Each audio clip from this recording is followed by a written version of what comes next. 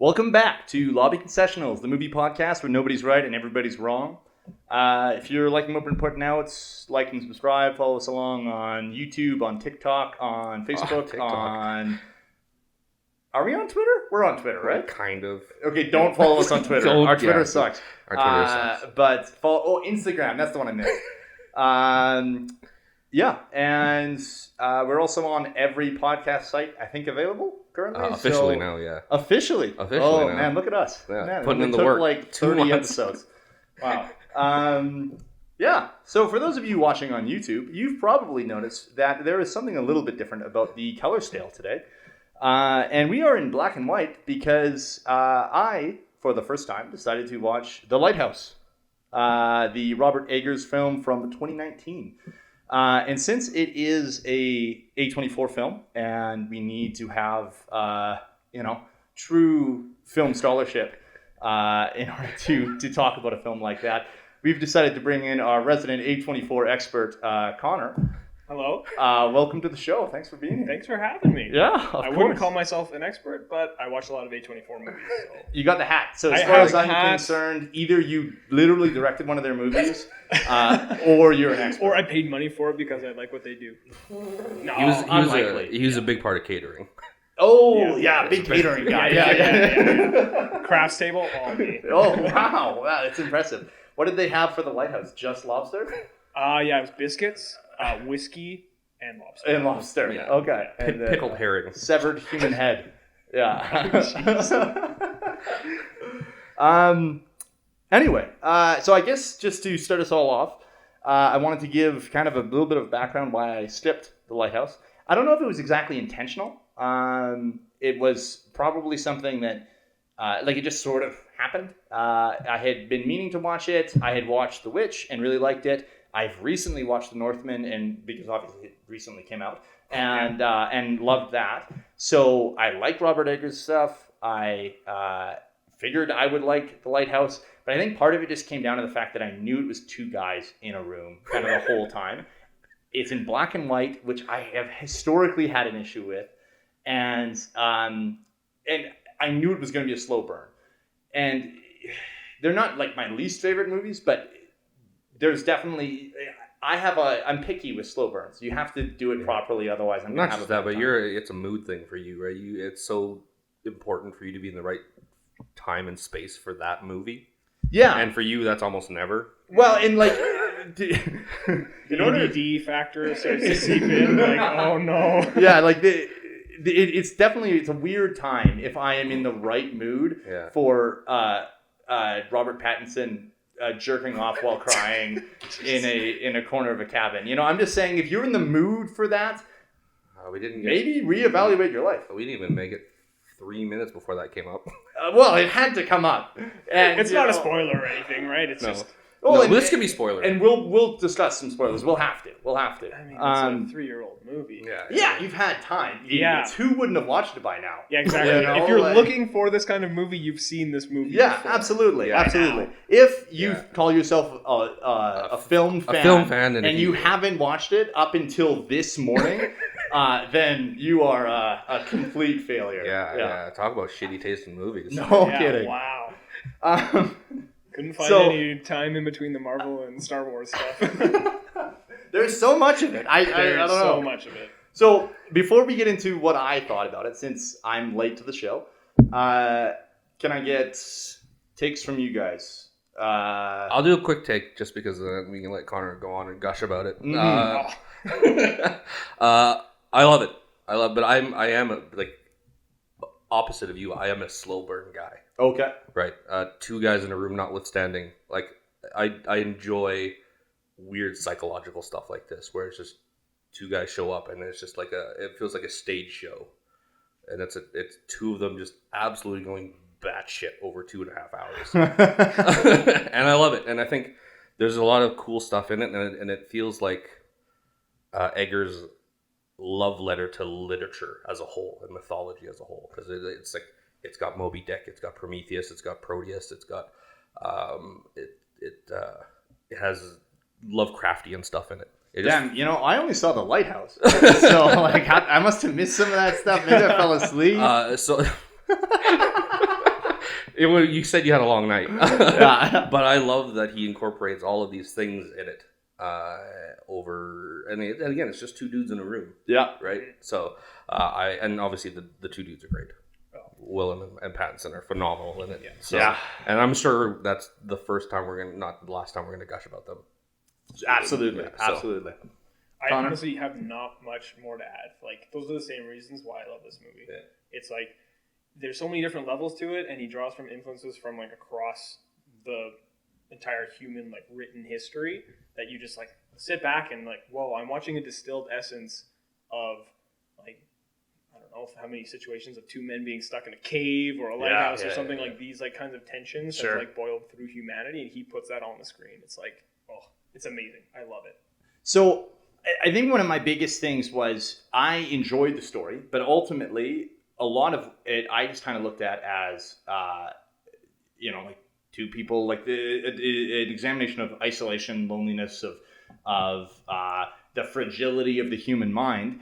But Brendon, you've mentioned a few things that definitely had far more depth than how I looked at this. And like, I don't know, some of that stuff in there, I just thought was supposed to be a sign that he's going nuts. What else did I miss, I guess, is what I'm getting at. I don't know. Because I don't know that you missed anything. Like, I mean, you're right. It is just a distillation of two guys going slowly nuts.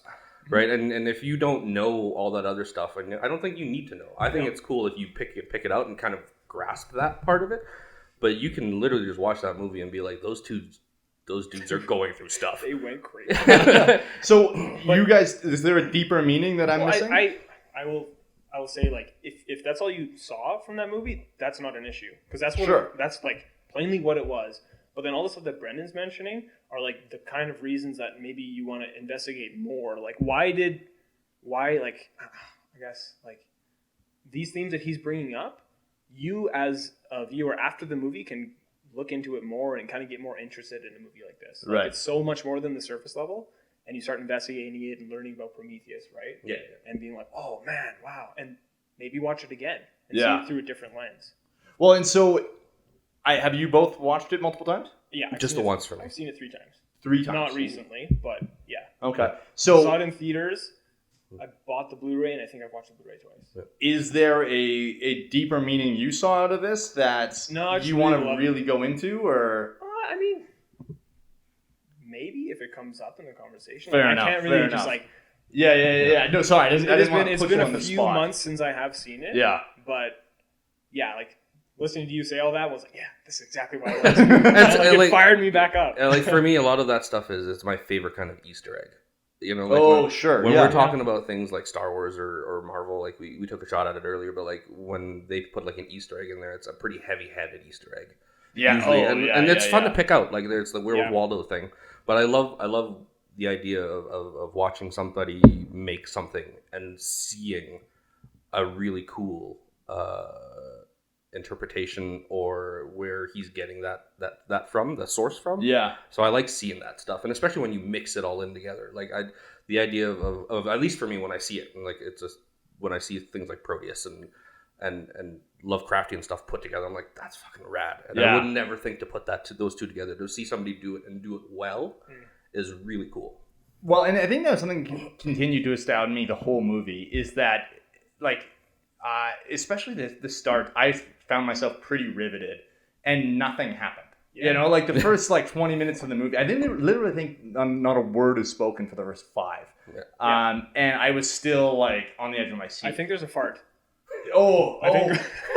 This is something I wanted to bring up as well. Willem Dafoe's It is gassiness. shocking for a movie that is considered to be an art house film just how much flatulence there is in this Well, film. wouldn't you expect lighthouse keepers in that era to be farty? Oh, absolutely. Think about their diet. But Right? So I'm gonna sit here and talk about fucking Greek mythology, and you guys are gonna talk about farts. Yeah, sorry, there's went off- far more to dig into Yeah. here. There's Your something Greek for mythology everyone in this thing. podcast today. Exactly. But seriously, I didn't expect for a highbrow film for that to be a thing at all. Because it's accurate, but there's plenty of period pieces where they just ignore all of that. You know, like you don't see in Sofia Coppola's Marie Antoinette, You don't see her taking a dump behind a curtain into a, like yeah, it's because she took a dump on the screen instead. yeah. Wow. Sorry, Sophia. Wow. I've actually never seen the movie. It's fine. It's fine. I just wanted to take a shot. It was a really good opening. I had to take it. If you don't put Kirsten Dunst down whenever you can, that's my thing. Are you really living? Oh, come on. She's done well recently. She has. done very well. I've heard Melancholia was lovely. For Oh man, we had a lot of silence. what reason? Yeah, heard from who? Yeah. Okay, so I guess like 2 more jokes like this, and this becomes a I hate Kirsten Dunst podcast. I love Kirsten Dunst. I'll defend her. Oh yeah, for Mary what? Jane? Come on. Okay, well, she's fine. She's fine. She was, Anyway, at the time, you loved her. You oh, couldn't I deny it. absolutely did. Yeah. You've seen the merch. There's a little bit around the room. Yeah. So much behind the camera. In fact, Brendon told me I had to hide it. It was a good call. Anyway, back to the actual topic at hand. The other thing I found that was interesting is I tend to I am critical when movies tend to take creative decisions like putting something in black and white or changing the frame. So Eggers did both of those things. Yeah. So this is a 4:3, I think is the aspect ratio. I can't remember exactly what it is. That's probably wrong. So It's not your typical Anyway. widescreen format. yeah, right? it's a square. Yeah. Yeah, 4:3 is right. It is. Yeah. And then also it's black and white. Yeah. So the black and white thing drives me up the wall because I find in a lot of cases it doesn't add anything. So when the movie Logan got a black and white re-release, I was like, why? Like what? What are you adding? I was famously upset about the movie Belfast because it was in black and white, and I felt like it took away from the film. In particular, because it was set in a real place, and it was supposed to depict a real time. And the black and white didn't add anything to me anyway, outside of saying this happened in the past. Yeah. And I'm like, we already knew that. Like, you're not doing enough. While I found the Lighthouse, the visual style was explicit, and it needed to be in black and white in order to display the way they wanted it to display. Well, Belfast didn't seem like it had that same heavy-handedness to it. Like, it wasn't. It's tough too with Belfast because I haven't watched it, but in my mind I'm like, if you're filming in Ireland and it's all that green, Yeah. Oh, so much is lost. It's you know, gorgeous. I just feel like you lose a lot of what you could be showing up on that screen. Mm-hmm. So it made no sense to me. I never watched it, but Yeah, I picked a bad example because as far as I know, both of you haven't seen it. So Yeah, I haven't seen Belfast. no, the Logan one is a pretty good call though. But that very easily is a commercial choice, right? It's just like, look, how many more Blu-rays can we sell? Yeah, absolutely. Yeah. And then the aspect ratio I found made me feel claustrophobic, which was good. You know, I think that was part of the decision. Is that there was an artistic reason outside of I want to do this. Like, look at Zack Snyder's. Of course. I was looking you at knew. you like, don't do it. You knew. Can we go 1 week without? We cannot. Don't we bring cannot. up Zaddy. Can we just go 1 week without giving that He guy made some press? decisions, and he's gonna pay for them. I just assumed that he just honestly set the camera wrong, like, He just went and with it was too late. Oh no. I would understand it if he decided he wanted to release it in IMAX theaters in that format. But I don't even think that happened. No, Like, I think he wanted it to be in IMAX on its original release, but obviously Whedon took over and did his own thing. Yeah. But Zack Snyder, sorry, have I even said Zack Snyder's Justice League yet? Because I just you're wanted just saying Zack Snyder. a lot, way Zack more than I'd Snyder's like. Justice League. He famously did it with a reduced aspect ratio, and it made no difference. Like, No, anyway, I'm just saying, given the fact that I hate those things, Lighthouse kind of nailed it. You know, like they did a great job. So, is this our first late to the show that's where it's actually been worthwhile rewatching, or? well, it depends. Like I said, like you haven't explicitly said that you've enjoyed it. Or Yeah. not. Oh, I was going to ask you, did you like it? You're saying all these good absolutely things. did. Yeah, I did. yeah. I did. And Okay. it wasn't too weird or. Oh, it's weird as hell. Yeah, but yeah. like, it's a good weird. It's a good weird. And I think so much of it just comes down to the man versus nature stuff. Connor and I have talked about this with Eggers in particular. All three of his films lean heavily into that survivalism, you know? Yeah. And I loved that. I think so much of it's it does a really good job of showing that. And as far as I understand, it's very realistic. Like that's actually period accurate. And Buddy does his research when he makes his movies. Like Eggers? Yes. Yeah. Sorry, I shouldn't call my buddy. You could be my friend.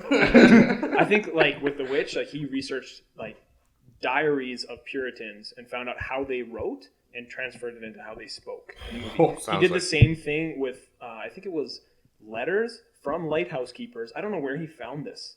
Yeah. He found the way that they wrote and then built it into the script. Like, which is why the dialogue is so... It's not strange. I won't say strange or it is tilted, but it is very deliberate. Yeah, but you still understand what they're saying. Yeah. Regardless of the words that they're using, I think. Yeah. I haven't, like, ever... I don't think I've ever heard the word hark used in context. But he uses it 3 times in, like, 10 seconds. Yeah. And I'm like, stop. So, like, this is too much. I think maybe it's a bit theatric in that. Sure. But, like, at the end of the day, it's a modern man writing a screenplay about how he thinks olden time people would talk. And for, like, dramatic purposes, he nailed it, I think. Yeah. Yeah. And I didn't watch it in theaters, and so obviously you didn't. I did not watch it. But I wish, like, when I watched it, I thought, going back to all your points previously, I wish I did, because it's so atmospheric with the 4:3, with the claustrophobic feeling that you're talking about, that black and white, and the impending sense of doom, throughout the whole movie. Oh, yeah. Like all of it is so purposeful. The long So zooms purposeful. and he does that in Northman too, right? Like there's so many wide shots of him being really small on a screen. He feels so isolated, which is what the point of it. Sure. So he's such a deliberate director, which I love. So I regret not seeing it in theaters for all the points that you mentioned earlier that you liked. So, Connor, you watched it twice in theaters, you said, right? I watched it one time in theaters. Yeah, and I will say the atmosphere really helped with that, because I don't know how many people went into it knowing what they were going to see. Sure. But when that first shot opens and you realize that it's a square, people were looking around like, are they messing up in the projector room? Like, what's going on here? And then it kind of dawned on everyone in the theater, like, no, this is deliberate, and it does feel claustrophobic. Mm-hmm. You can have all these people around you, and you're like all quiet, waiting for something to happen. And not many movie experiences in my like life have been like that, where people are kind of like, I just imagine help me. You imagine you were just clenching for 2.5 hours. Yeah. Seriously. Yeah. And just not knowing what's coming next, because there's some wacky stuff that goes on. Oh yeah. Well, and frankly, it's a like, it's important to note the clenching for 2.5 hours thing, because the movie's only 2 hours long. So it's like, afterwards. There's an extra half hour there where you just never unclench. It's a rough ride home. Yeah, you just don't want to, just in case. Just wait till you get home. Not in public. So I am curious, though, Connor, about the theater experience, because I think a movie like this could easily be ruined by people in the theater. And obviously any movie can be ruined by, like bad seats in a movie theater. If someone's screaming at the screen the whole time, obviously it's going to make it worse. But I think this one, given how quiet a lot of the movie ends up being, I think I would crack. Like there was a couple times I sort of laughed out loud to myself in my basement, trying to just ease tension that only I was feeling, So did you have anything like that in the theater? I don't think there were any moments where like somebody spoke up and ruined it. I feel like the people that went, I don't remember if we saw it the first day it was released or something. Oh, okay. But we made a point to see this movie early. Fair enough. With like, while the audiences were interested in it. So it was a packed house. And I don't think anyone was like rowdy when they shouldn't be rowdy, or like laughing in a serious moment or talking. But it isn't a type of film to attract that crowd to begin with, right? Exactly. Fair. Right? Yeah. I guess I was surprised when I saw The Northman. There was definitely a few like dude bro types. There was people that walked out of that movie noticeably disappointed, and I think they were just expecting I don't know, Braveheart, I guess. Like a murder fest. Yeah, absolutely. And Which it was. And it is still a bit, but not the murder fest those guys are looking for sure. But you didn't find that with the Lighthouse. Like, No, not at all. I mean, I don't know. Maybe some other people did. Maybe there were some people who didn't know what they were walking into, and they're like, "Oh, this is boring." Like, some like idiot like that. Yeah. But no, everyone in the theater was pretty dialed in, and it was like palpable. Sometimes attention. And I don't know, to skip ahead, if we're going to talk about the monologue, the soliloquy like. Please feel free. I don't think I've ever had my mouth open for like a whole. I don't know. It's a 1.5-minute long soliloquy. Yeah. I remember afterward being like, my mouth was open the whole time. Like, that was actually dropped my jaw. Yeah. And people clapped. And usually I'm like, shut up. Like, that's so dumb. But I was also like, I don't think I've ever had been an experience where I got applause for an actor performance during a movie. You've clearly never seen a showing of Morbius. Oh. I famously have definitely seen a showing of Morbius. When he says it's Morbius time, these memes are dead. Yeah. We gotta stop. I'm so over it. But yeah, like I wasn't the only one that was wowed by that performance in that minute. And when people started clapping, I wasn't angry about it. I didn't clap myself, but I was like, okay. Yeah. I get it. This was fine. insane. Now, is that a moment where the clapping kind of reminded you were in a movie? Yeah, it kind of brought me back a little bit. Like, and that's why obviously I wasn't like transcending and going to the astral plane, but I was taken into the movie so much more by his performance. Sure. And then, the clapping brought me back. And then I forget what happens immediately after that. They just go to bed, I'm pretty sure, after he asks him if he likes his lobster, and he doesn't. And they just go to bed. Yeah. So it's like this peak, and then the clapping didn't like ruin what happened next, Sure. Yeah. And that was actually the soliloquy was the thing that I knew about going into it. Like, that was the big moment. So I was shocked that it happens like halfway through. Like that it's really not that far. Like, I expected it to be basically the climax. And then it really wasn't. And then on top of that, it doesn't amount to much. Like you said, they just go to bed, and I was like, oh, exactly. Oh, okay. Like, I guess we're moving on. Oh, all right.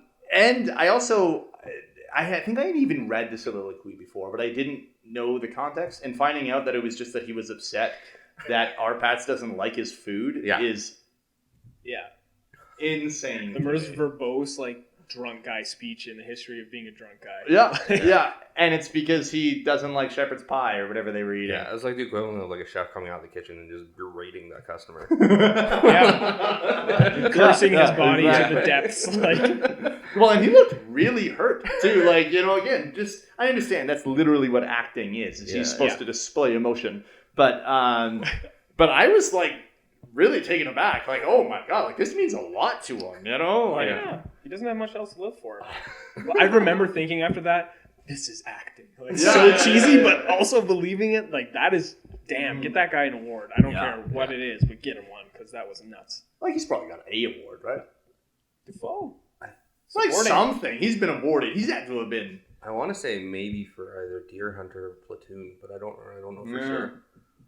Are we talking Oscars specifically? Yeah. He probably deserves an Oscar at some point, anyway. Yeah. But I get it why he's not being candidate for the Lighthouse, frankly. He probably should be, but I think it's just the way the Oscars works. I think it's too small of a movie. Ultimately, they like their indie darlings, but that was the year Joaquin won, right? Maybe you're really putting me on the spot here. So the movie is 2019. Yeah. The 2020 Oscars was the year that. Yeah, Parasite and Joker. Huh. Oh, okay. Yeah. So Joaquin, he was up against Joaquin. Yeah. But was he even nominated? Oh, that's a big question. I don't think. He might have been. Actually, I think he was. Actually, now that I'm saying it. No. I don't think The Lighthouse was nominated. Because I remember being taken aback that it wasn't up for anything. And being like, turning to my wife and being like, what the hell? Because she also liked that movie. Yeah. It's kind of the same situation where I wasn't sure. And she loved it. It was... spectacular. I really had a good time with it. I enjoyed it. My wife is actively upset with me that I watched it for this podcast without her. And she's like, you're never going to watch it with me. And actually, I think I will. I think I'll happily rewatch this one because it was pretty incredible. Yeah. Even if it's just because I want to see those weird tentacle scenes again. Like, oh man, oh boy. I love that shit. or the mermaid scream, like. Oh yeah. Yeah. Actually, that haunting music at the start of like the store, I don't even know what it is. It's just a sound that keeps playing in the background, and I think it's supposed to be music, but I don't even know. Well, that's another thing that he does too. I found that a lot in The Northman too, where stuff sounded like music but wasn't music. It was just noise. Well, but is it noise that they're aware of? I don't Like, because think there so. was a few times it seemed Do like you mean like the Pattinson- foghorn noise? Yeah, is that what it was? Yeah, they hear that. Okay. 'Cause Yeah. I was gonna say there's a few times I'm pretty sure Pattinson like sort of reacted to it, but it definitely wasn't every time. That's a foghorn, huh? It's a foghorn, yeah. From the boat? No, on Like, the island. on they're the On the island itself. So if you can't see the light from the lighthouse, you can hear the sound. It's like a backup. Yeah, but again, that's Makes sense. to me the foghorn again kind of is almost like the beating of the heart, like an Edgar Allan Poe thing, because it goes through Yeah. the movie and you get there and it's fine, it's a noise, but I imagine by week 4 or whatever like that foghorn's probably just eating at you, subliminally, you know. So it's just noticeably. yeah, Night and day. yeah. Yeah. Just going. Ugh. Like set intervals. Oof. The only last thing I wanted to talk about was just the birds, which is a kind of strange thing. surprising. Maybe. I thought you were going to mention Naked Willem Dafoe again. Oh. Because I mean, we were pretty close to making Naked Willem Dafoe the new Tom Cruise on this show. No, not even Willem Dafoe's penis can replace Tom Cruise on this show. It's a tall task. Yes, that was a double entendre. Double. But Sorry, and also a dig at Tom Cruise. Yeah, exactly. Yeah. Exactly. yeah, oh, Exactly. yeah, Just like the movie, that joke Yeah. has layers. Playing it. So are the birds real? Because there's like, are they just trained birds? Because I was pretty impressed. If those are like real birds doing Oh, I thought you stuff. meant like in the context of a movie. You mean, yes, those birds are alive. They're not robots. Like in the yeah. Sorry, Yes. in the movies universe, obviously. No, Yeah. but I mean like those were good, like well trained birds. Like they were doing some I weird. feel like Hollywood can train anything. You think? Yeah, Or man. I mean, I wouldn't be surprised if they were like half birds, half CG. Could be. Okay. Half CG, okay. and you can hide that stuff pretty well in a black and white situation too, right? So I seem to remember seeing There's no something. close up of a bird. yeah, There's like a couple. Yeah. Like, but there's the one, those could be real birds. Those like, could be the real one real bird. There's like a close up of the one bird that just keeps screaming at Robert Pattinson while he's trying to get through with a Yeah. wheelbarrow. The one-eyed bird. Is it one? Yes. I literally didn't even notice something. Yeah, it's called like the one-eyed gull. Oh. Yeah. Yeah. So I thought I had heard something about some of these birds being animatronic. Literally no idea. Didn't look it up before this. Whoa. Unprepared. If they're animatronic, that's even more impressive. That's what I was Yeah. gonna say. Yeah. Is I kept looking, and man, I really should have looked that up before this podcast. It doesn't come off that way though in the movie if it's but true. They're great. Holy smokes. Yeah. best supporting actors for Yes. sure. Come on. Seriously. Flock of seagulls. Yeah. Like Yeah. if they didn't get nominated the Joker year, then Yeah. like I'm never watching the Oscars again. Yeah. No. That's a lie. The Oscars suck, and you watch it every year. Correct. I still will. And like every movie that is being nominated, you also watch, right? I tried to. tried I tried to. Yeah, I mean, That's you got like Best Picture you one. You in try to get to particular. like the 80-90 percentile of the Yeah. nominated films. Yeah, and like, not to like brag or anything, but usually I do it organically. Like no big deal. Oh, I've already watched them before I've seen the it Academy all. even knows that they're good movies. So easy. Yeah. Anyway, that was basically all I had Parker to was say. a big Minari flag waver. Oh yeah, Yeah. yeah. You're welcome, Asian people. Shit. Two Asians sitting across the table from them being like, Oh boy. we didn't say thank you. Yeah. Just like Ryan Gosling saved jazz. Oh. No. I'm just gonna. I like that movie. Anything you guys want to add in here? Because I've said all I can, basically. No, I think I've said everything I need to say. I think it's wonderful. I think if you haven't watched it, I think you should watch it. But knowing that it's a very strange movie. Yeah. Right. But it's just short of 2 hours, so like. I think it's pretty tight, Not that right? bad, Like yeah. there are strange movies, more like very heavy art house movies that maybe try to do the same thing and they don't come off as well. Yeah. I think this is a very polished example of something that is outside the norm that is still pretty easy to watch and understand, even at the surface level Totally. of two guys going nuts. Yeah. They do it very well. And I do think if you're on the side where you think Robert Pattinson is just a Twilight vampire, Oh my god. this is the movie. And like you could when he got cast as Batman and that shitstorm came down, he's like, that guy, the Twilight guy, like this is the movie for me. Yeah, like as far as I'm concerned, like it's 2022. If you're still looking at Robert Pattinson as just a Twilight guy, especially after Batman too, like given its popularity, you're the problem. Like, Yeah, leave the guy alone. Like he's clearly grown past that. Oh, So we yeah. should too. Then and kudos to him for going out of his way to shed that. Totally. But it is taking a long time just because he has picked smaller projects. True. Right. So it's not easy for random Joe Blow who only knows him from the Twilight movies to find these movies. But I'm telling you right now, if that's the perception you have of him, then go put in the work, because this is the rewarding part of it. Yeah, absolutely. Yeah. Not to detract from that at all, but I have to plug Good Time because it's also an A24 movie with Robert Pattinson. Yeah. That one was the one that did it for me. Okay. Yeah, I wasn't a hater. I never even watched Twilight, but I knew him as like the pretty guy from Twilight. And then he was in Good Time, and I love that movie, and I love his performance. And that's what did it for me. So that's why I was super excited for this movie too. Cool. Yeah. Very So awesome. if you haven't seen that, also see it for our boy Pats. Oh, it's the list for Yeah, sure. There you go. Yeah, and I think this is going to be the start of a few videos related to A24. So tune in again, and Connor, I guess we'll see you next time, buddy. Yeah, I'll be here.